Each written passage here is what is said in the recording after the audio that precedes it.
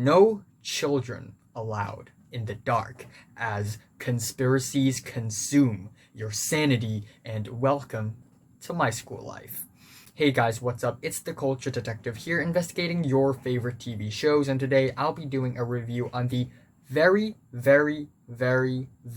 popular TV show released in 2019, Euphoria. Apparently created by a guy named Sam Levinson, whom I haven't really heard of. And I come the fuck on.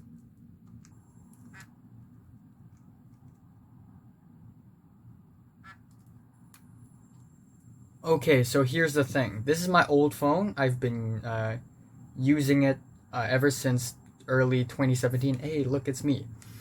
And it keeps on dying in the past years unless you plug in and keep it charged. So usually I would put my review scripts on this phone and then read it from here, especially for TV reviews.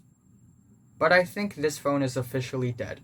I can't use it anymore, so I'm gonna have to change the setting of the video. Switching on this phone for like 7 times now. Oh, there we go. Don't turn off. That's my Gmail. Fuck. Alright, great.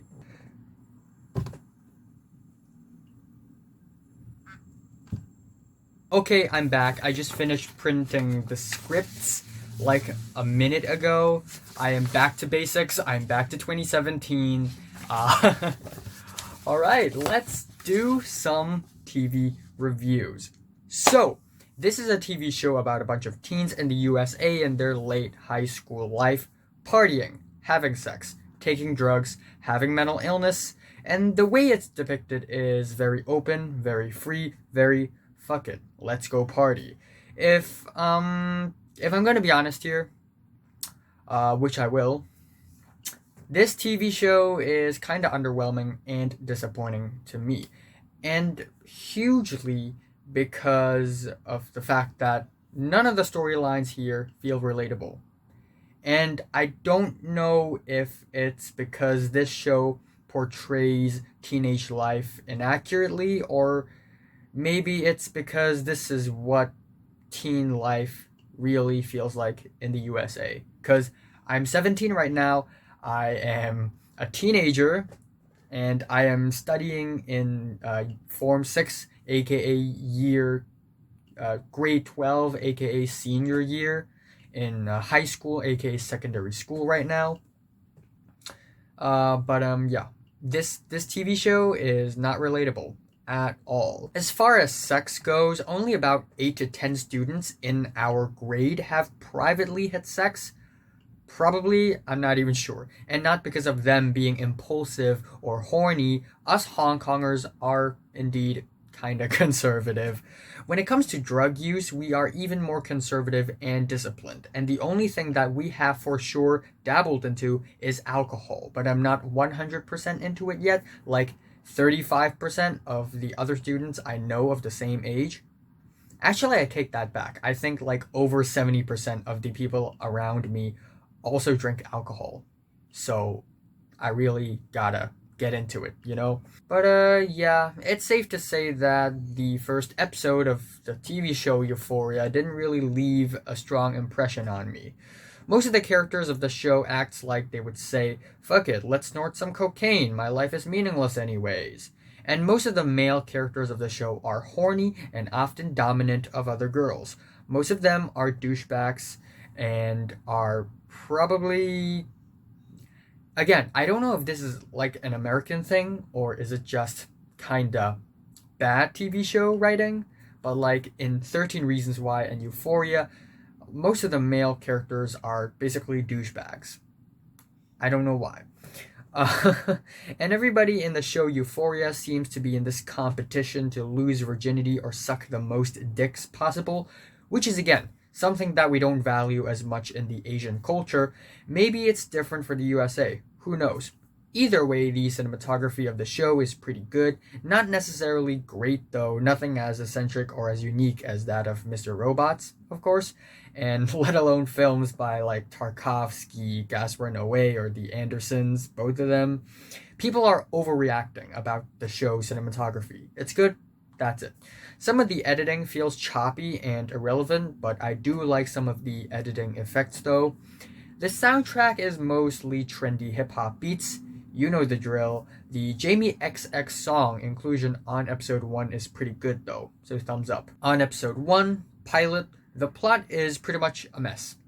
Rue was a teen girl struggling with OCD and anxiety, just came back from rehab after a drug overdose, started to take a lot of drugs again. She buys drugs from this 12-year-old kid and via a friend called Fez, like Fez hat, and he's always high, he's talking very slowly, but he's a kind guy, and I like that. Rue has a friend called Cassie. This other boy named Chris McKay was dating Cassie, but the boy gang around Chris said Cassie was a slut and showed him photos of her nudes and an alleged photo of her having sex. Sydney Sweeney, though, who plays Cassie, is admittedly pretty good looking. But it's just pretty weird that last time I saw her, she was playing a 15-year-old girl in The Handmaid's Tale Season 2. Back to the main topic here. This guy, Nate, was the head of Chris's gang, and he threw a party because it's the USA. People party.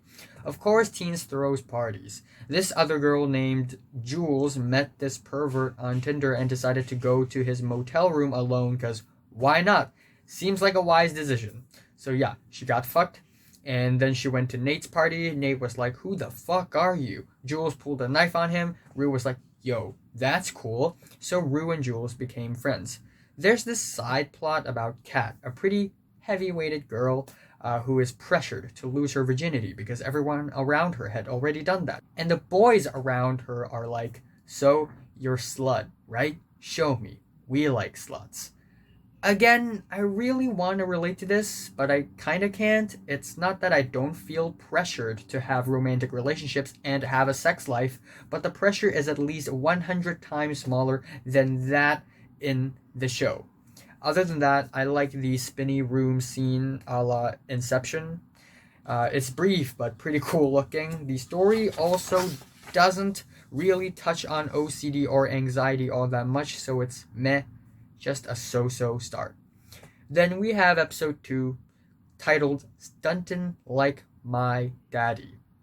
Not the best episode title. And the storylines are still at their infant stage. None of the characters feel interesting or all that relatable to me, despite the fact that I'm also 17, but some characters are rather well written. Yes, McKay's character is actually well written in that we slowly discover his personality. He likes to do anything to please the person who he wants. Since he saw an alleged video of Cassie being choked while having sex, he tried to choke her as well, which didn't end well.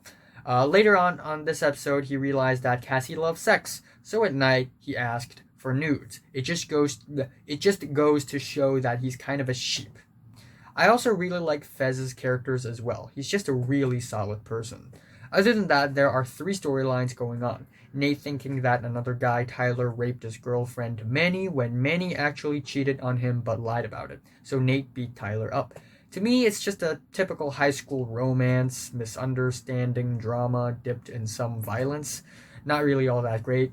Another storyline, which is slightly better, is where the guy whom Kat fucked actually filmed a video of having sex with her and shared it.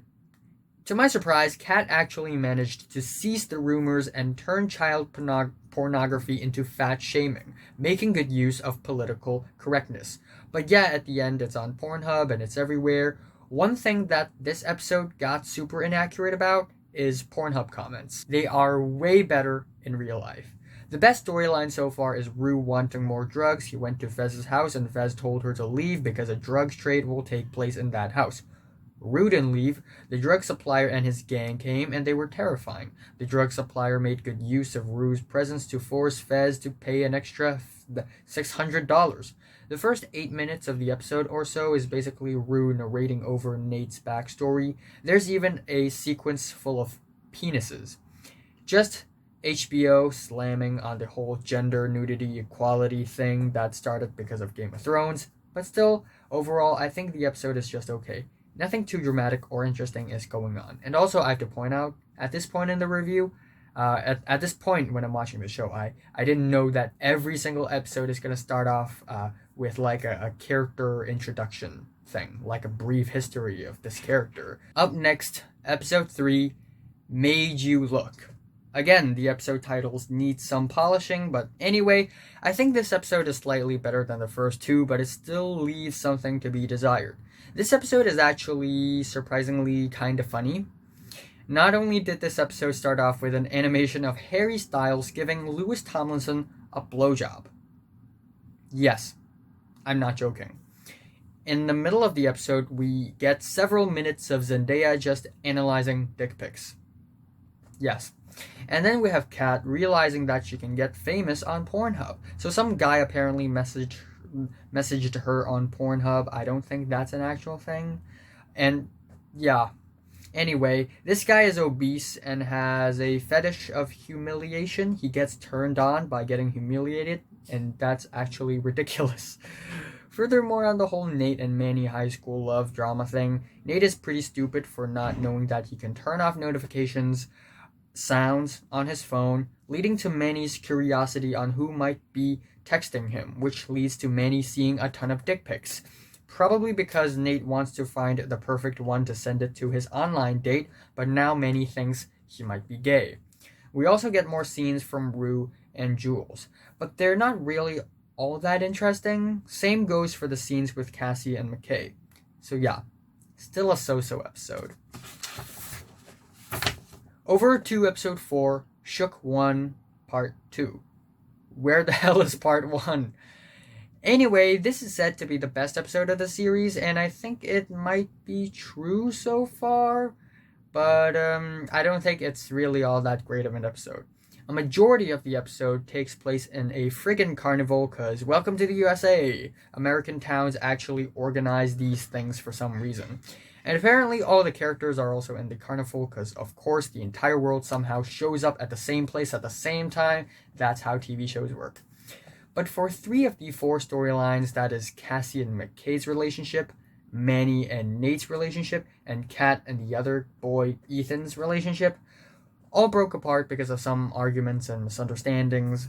Manny and Cassie ganged up and took some mollies and split ways. Manny threw a tantrum for some reason. Cassie went to the carousel and orgasmed. Yeah, and everybody laughed at her and now she's pissed. Kat decided to fuck a random stranger as revenge for Ethan, a boy she liked, talking to another girl, which is kind of stupid and kind of ridiculous. She's not 18 yet. How do you have sex with strangers like that? Actually, anybody with any age shouldn't do that. It's stupid. Also stupid is Jules. She has negative IQ, apparently. So Jules and Rue rant into Nate's dad, Cal, who actually had sexual relations with Jules a long time ago.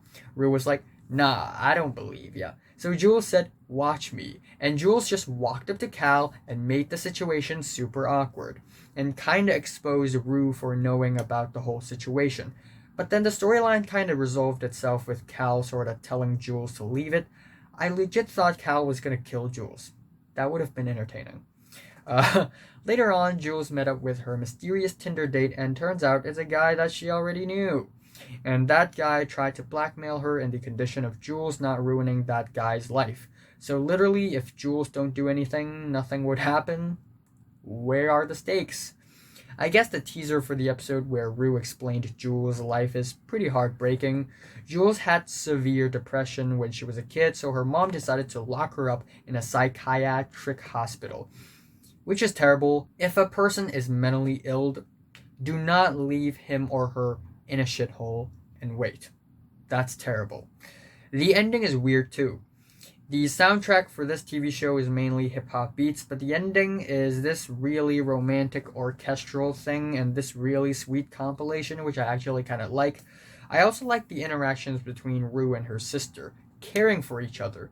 But again, the portrayal of the bad influences of Rue's sister Gia, kind of inaccurate. I have never met these bad influences once in my school life ever. Over to episode 5, '03, Bonnie and Clyde. And to my surprise, the first half of the episode is actually quite interesting. After Nate tried to strangle Manny on the previous episode, Manny tried to hide the bruises. But somebody figured out eventually, and this whole thing broke out. The principal became a bit of an investigator on the matter and figured out it was Nate who strangled Manny. Manny's parents found out and pressed charges, and it was actually a pretty dramatic first half, not gonna lie. The second half, however, just slows down and drags on. Nothing important really happened in the second half, just characters with their relationship problems and all that stuff. Rue and Jules established a relationship and Rue came clean because of that, but that's pretty much the end of the episode. Episode 6 is called The Next Episode, which I don't know if it's supposed to be a clever play on words or are the writers just lazy. But basically, the entire episode takes place in another friggin' party, and this time it's a Halloween party. This kid wanted to have sex with Kate. This kid, being Ethan, almost did, but peed his pants. This other guy wanted to have sex with Cassie. Almost did, but Cassie refused at the end. So this other guy and Kate saw each other, and they have sex instead. Also, I think on the previous day of the party, McKay was having sex with Cassie, then he got interrupted by a bunch of men who got pushed onto the ground for some reason. So to sum up, everyone's horny and everyone just wants sex. I do slightly like the bit of character development of McKay, but other than that, it's really not that interesting of an episode. Jules got pissed drunk and this made Rue mad, and then Nate appeared and this made Jules mad. I guess. It's just a mess of an episode that just fails to interest me at all. I guess the ending is pretty great because we finally return to the one and only interesting storyline, which is the Nate storyline. Nate used different tactics to blackmail people and force them to lie to the police to direct the blame away from himself so that people don't think he's abusive. But other than that, it's just okay of an episode. I'm tired. Then it's the penultimate episode, the trials and tribulations of trying to pee while being depressed. And basically, the episode is the aftermath of the previous episode, the Halloween party. Jules and Rue were bummed by the events of the party, so both of them decided to not go to school for a long time. Apparently, that's allowed. So, in the meantime, Jules decided to visit a friend, and in that storyline, nothing important actually happened. Manny and Kate argued, okay. Cassie found out that she was pregnant and it was rough for her. Okay. And then there's the whole deal with Rue suddenly getting bipolar disorder, which just came out of nowhere, and this is probably my biggest critique with the episode. It doesn't represent bipolar disorder correctly, and it shows so little, yet it's so overly dramatized. In the episode, when Rue was at a depressed state, she watched Love Island nonstop and refused to leave her bed, and she couldn't pee because her brain wouldn't let her. Which is a weird symptom plot device thing to show her depression, and as far as I know, not being able to pee is not really a symptom of depression. And then there are the manic states, where Rue's character would suddenly be very active, excited, and talk a lot.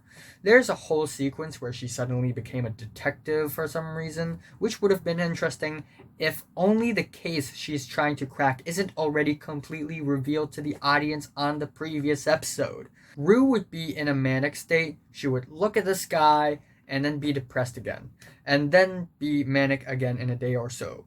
I don't have bipolar disorder, but I know for sure that the transition isn't really that jarring. And I also know that you don't just go from mania to depression and then back within a day. Usually it takes a week or maybe a few days at least, unless it's very severe, but that doesn't seem like the case for Jules. However, I do enjoy the second half of the episode quite a bit. The confrontation between Fez and Nate is quite tense, even though nothing climactic happened. But since both characters are pretty well written, the interaction is entertaining.